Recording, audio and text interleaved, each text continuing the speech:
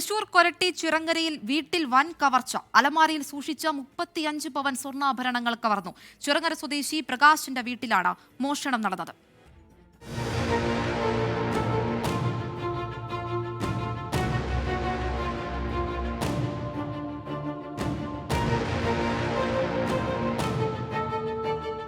ഇന്ന് പുലർച്ചെയായിരുന്നു മോഷണം. ലോക്കറിലായിരുന്ന സ്വർണം കഴിഞ്ഞ ദിവസമാണ് ഇവർ വീട്ടിലേക്ക് കൊണ്ടുവന്നത്.